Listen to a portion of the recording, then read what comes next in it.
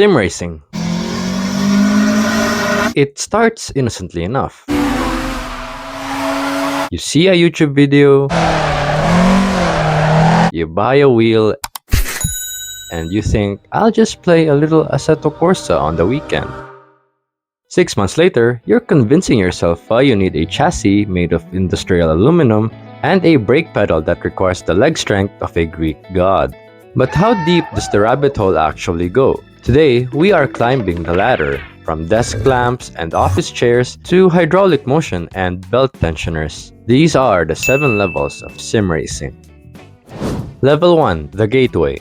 This is where 90% of us start. You've got your Logitech G29 or your Thrustmaster. It's either gear-driven or belt-driven. It makes a lot of noise, and it's clamped for dear life to your desk. The defining characteristic of level 1 isn't the wheel, it's the chair. You hit the brakes, and instead of the car stopping, you roll backwards across the room. And you're running a single monitor, probably the same one you use for Excel spreadsheets. The pedals are potentiometer based, meaning they measure how far you push, not how hard. It feels like stepping on a loose sponge. But you know what? It's fun. The spark is lit.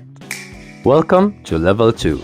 You've realized that the office chair is the enemy, so you bought a wheel stand. You're still using your office chair, but now the chair is locked on and you don't slide back anymore. But the biggest jump at level 2? The load cell brake. You ditch the potentiometer. Now, the pedal measures pressure, just like a real race car. You're building muscle memory. You've also likely upgraded to an entry-level direct drive wheelbase. We're talking 3 to 5 Newton meters of torque. It's smooth, silent, and for the first time, you can actually feel the car catching a slide.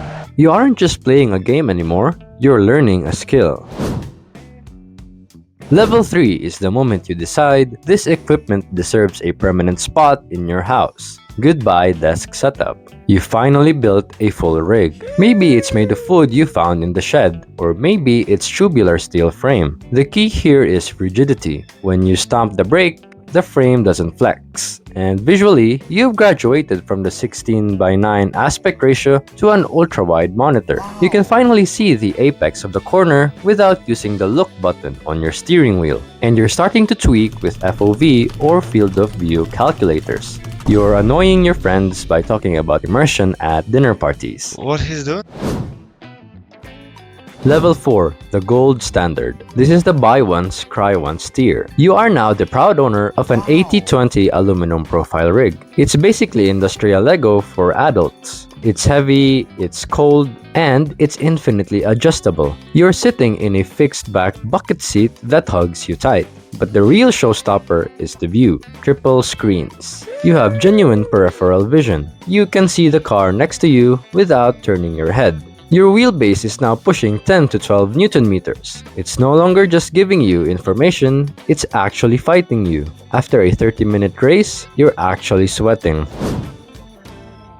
At level 5, you stop upgrading the big things and start obsessing over the details. It's about the ecosystem. You don't just have a steering wheel, you have a collection. You swap to a butterfly-style Formula wheel with built-in display for GT3 cars. Then, you quick release and slap on a full-size 350mm deep dish steering wheel for drifting or rally. But the secret sauce of level 5 is tactile feedback, base shakers under your seat. You don't just see the curbs, you feel them vibrating through your spine. You know when the tires are locking up, not because of the sound, but because the butt kicker is buzzing under your glutes.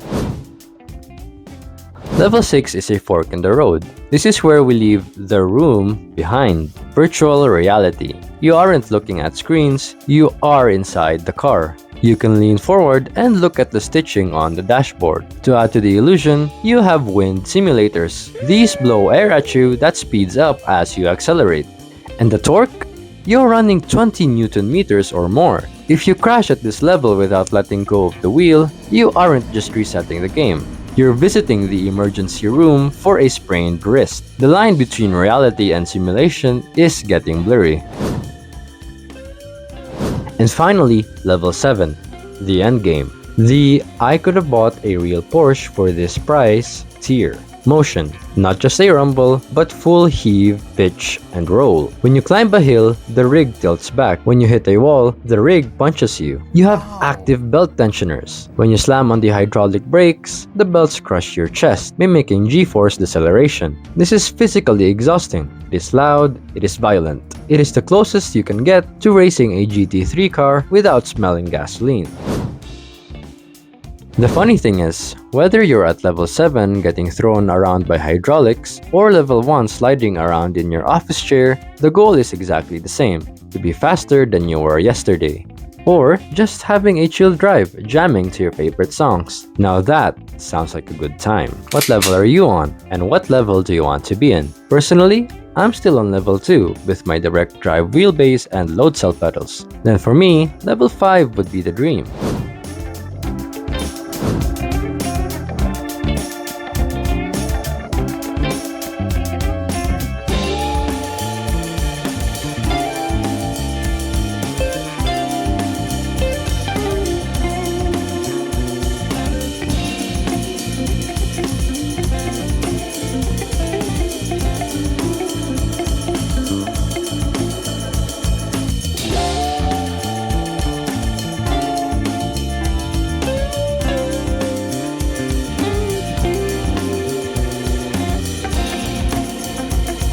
If you made it through the entire video, then you simply must subscribe. Then watch this video next, and I'll see you down in the comments.